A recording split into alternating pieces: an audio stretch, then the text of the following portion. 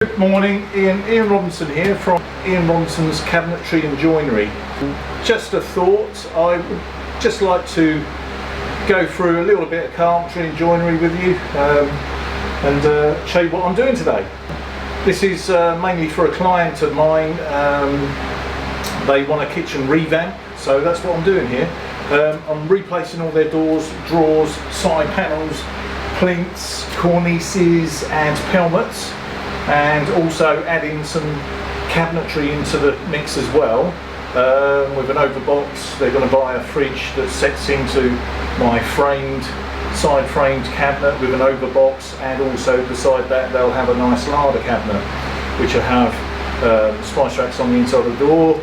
Also around the other side it's like a C-shaped kitchen, and then at the end of their C-shaped kitchen they have the end basically comes to an end, and they have tables and chairs there, like circular tables and chairs. But what we're going to replace that with is a nice breakfast bar with a cabinet and two doors coming inside that C shape. So it'll end up being more of a circular kitchen with a gap in between, so you can get everywhere. Basically, be a bit more organised is what I'm trying to get at.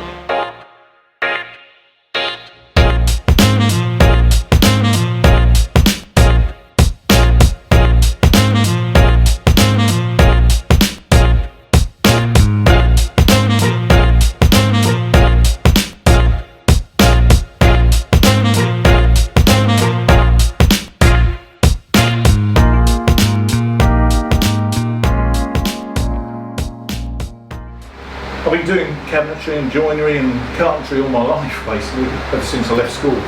So, yeah, I think I picked a good profession, personally. We're going to start off. The starting off process is basically ripping and cutting over length my pieces of wood that I need for the kitchen. I've got a piece of oak here, and that oak will be the drawer linings. We also have tulip. Popular name is tulip wood, however it comes as another name, and it's called poplar. It's great wood to paint, so that's what we're going to do with this. So yeah, so at the moment I'm surface planing. I'm surfacing, as you can see, I'm surfacing one edge, so I'm putting that over the planer. I'm then edging the other piece, so I'm getting a very nice dead square piece of wood on two sides. Once I've got that, I will then put this wood through the thicknesser. I will then get four perfectly square edges. So basically it'll be planed all round. Okay, so when you buy wood from your local merchants, it will be PAR, planed all round. So yes, so what we're going to do is surface plane this. Once we've surface planed it, we're going to then run it through the thicknesser. So I'm going to show you a little bit about the surfacing and how you get these edges accurate. One thing I use to make sure my fence is dead square, because this is important. This needs to be dead square to the bed of the planer, and I use what is commonly known as a roofing square, and it's a fixed square, so you know it's dead square, and I use that and I put that against the fence, and if there's any gaps in there at all, I can then adjust this fence to make sure everything is dead square with each other. That way I know that I'm getting my wood dead square as well, if that makes sense. I'm sure it does. As for the planer itself, this is a fantastic piece of kit. When Jet were available, which they're not now, Jet was a fantastic machine company. It's sad that they're not really producing anymore. I don't know why, but their quality was superb. It was really good, and the value for money was fantastic as well. I mean, this Jet machine here cost me £1,600 when it was new, and it's never failed me. It's been a fantastic piece of machinery that's just, it has done thousands upon thousands of hours worth of work for me, and I can't fault it. £1,600 brand new. However, that was about 10 years ago, and for saying that, 10 years ago, that's testament to a quality machine lasting that long and not failing on me. 12-inch bed wide, so you get anything up to 300mm. It does go up to about 310mm, but I wouldn't put anything more than 280, 290 on there, just for peace of mind that you're not going to go over the edge and not plane it, you know. Also has a good guard over here, which you should always keep down just enough for the bed, for the thickness of the wood, which it is. So when you're running this wood through, there shouldn't be any gap that you can get your fingers under. You should never ever, just a little bit of safety here, you should never ever have that up or that out like this. You should know properly how to use these guards. If you've got it set up like this, that's bad news, really bad news. Especially if you've just changed the blades as well, because the blades on these old machines, they're not terser blades where they slot in. These are standard normal blades that have been around for years, and they can, and I have seen it, they can slip out of their holding. No matter how tight you put that, they can slip out of their holding, and that is pretty deadly. And I have seen it, and it's gone down the machine, thankfully, and I was next to it. So it can happen, and I have seen it. So it's you've got to be very safe. And thankfully, the metal guard was over the top, so the only place that blade went was straight down into the machine. You should always have the guard to the correct height of what your wood is. So you bring that down, so you can only just fit the wood under. Okay. And also, when you're going this way, so you're getting your second edge dead square, you should always bring that just enough for that to pass through. So therefore, you have no gaps there to get your fingers under or in. Okay? And that's quite important. So, first case scenario is you're going through this way anyway. This one's planed. I'm going to show you. I'm going to turn this machine on. This is the jet, and it's a fantastic piece of kit, as I said, and I'm just checking what I've done and what I haven't done now. But anyway, we're going to start, okay? The good thing about these is you can't hear much. However, there's a bad point about them as well. You can't hear the machines that you've actually got running very well. Now, I must put the extraction on first. So the extraction's on now, and now put these on and start our machine.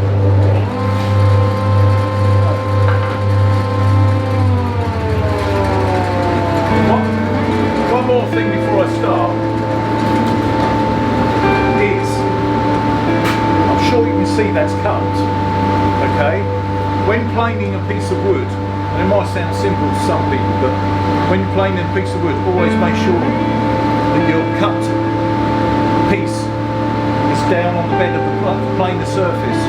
Also, if it's cut that way, make sure that that's the same way again, because what I tend to do, and this is my format of planing, I always give an extra 100mm extra on the wood when I cut it roughly to length. I never cut my wood to length straight away.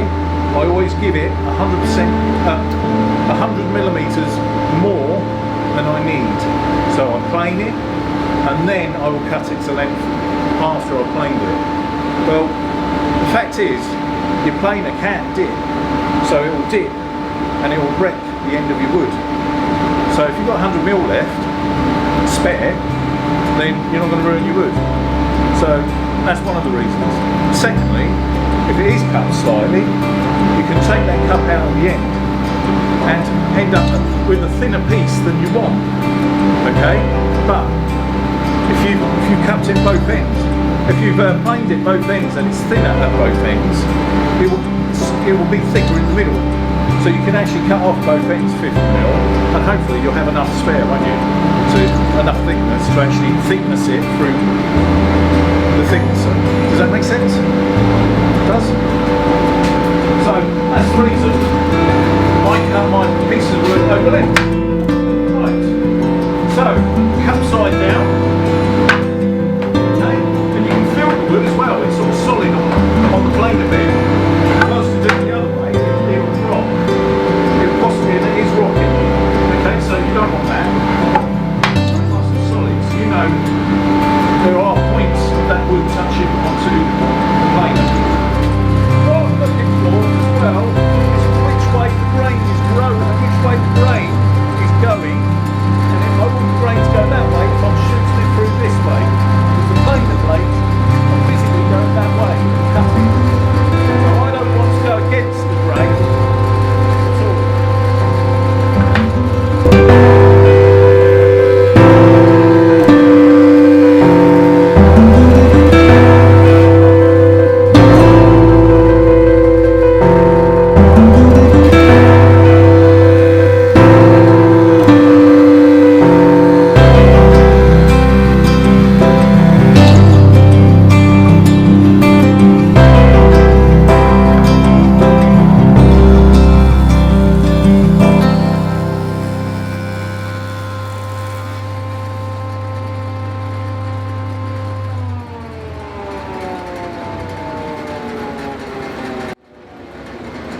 Okay, so you'll notice going with the grain you get a dead smooth finish. Okay, it's really smooth.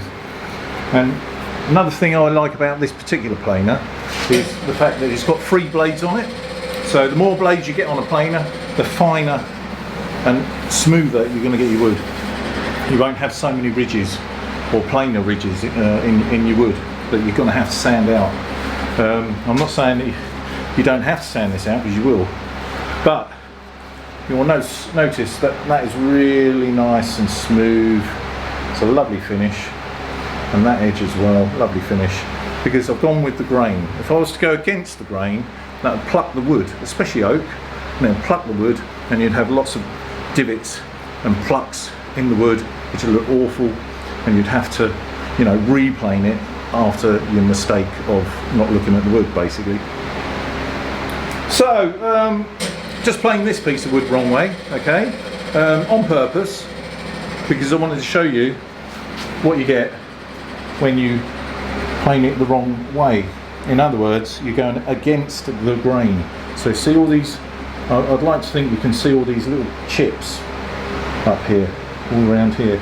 I know there's a knot here, and you know the chances are you might chip it either way, whatever way you go, but this is definitely going against the grain.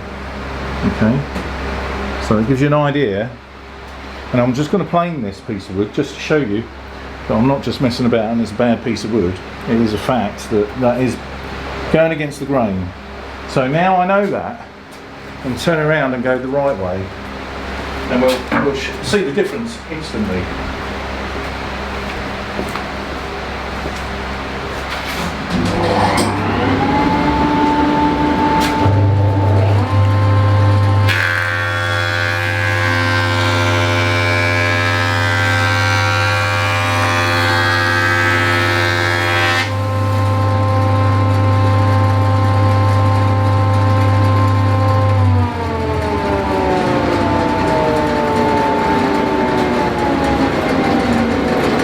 There you go, plane the correct way. Okay, I know I've got that knot to plane out, that's fine, that's not an issue, but just showing you, you know, that is dead smooth, dead right, and how it should be.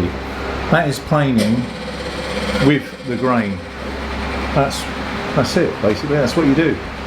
Okay, so always look at your wood, look at the way the grain's going. Sometimes really not, it's quite difficult to see which way the grain's going, but you'll soon find out on your first pass. Your first pass will tell you whether you're going the right way or not. Planing now. So next is thicknessing the wood to the correct thickness. Now for me, I want 22 millimeters in thickness. So that is what I'm going to achieve with these pieces of wood. So all of these door frames plinths, cornices, helmets, all want to be 22mm thick. So the way to do that is back on this machine, and what we're going to do is unlock it, lift the lid, which is quite heavy because it's nice stone with a cast iron, and then we pull this hood over so it's basically covering the blades, which is not a bad thing. That feels a bit uncomfortable seeing that open like that. And then we're going to just tuck that out of the way, and that's fine like that.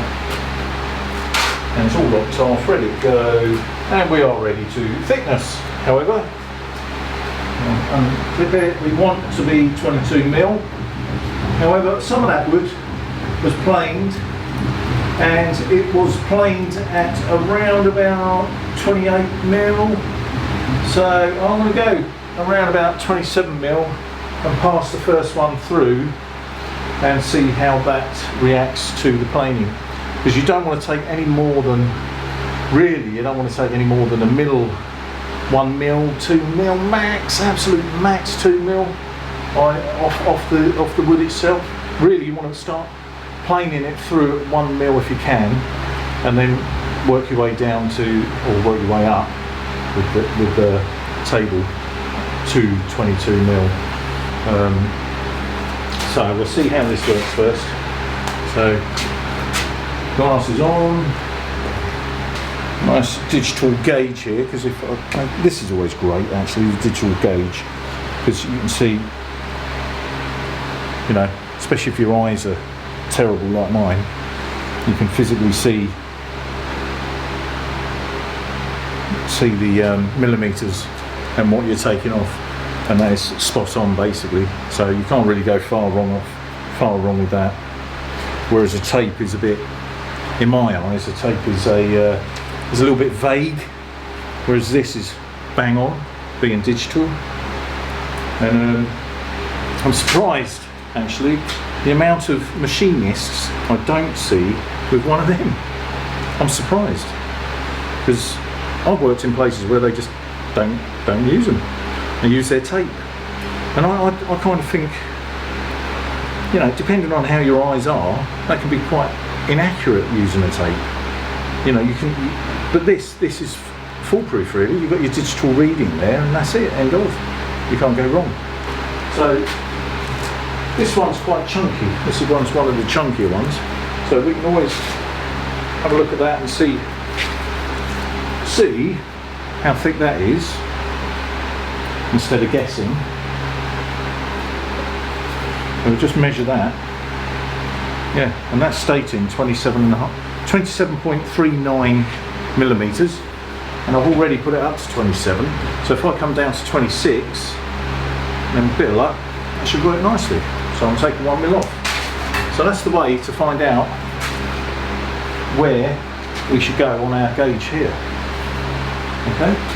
In with the wood.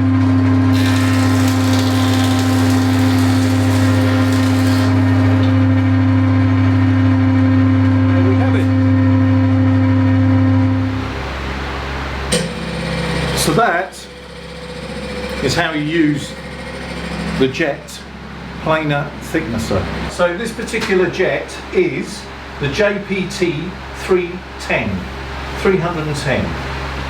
and that is how you use that. So it's a very good machine. Rarely does it break down, other than belts, of course, and belts are easy to get to on the side panel. So it's a lovely machine. It has 3 blades, and as you can see, produces a real nice quality of finish on your wood. So thank you very much for watching, and you know, lovely old job.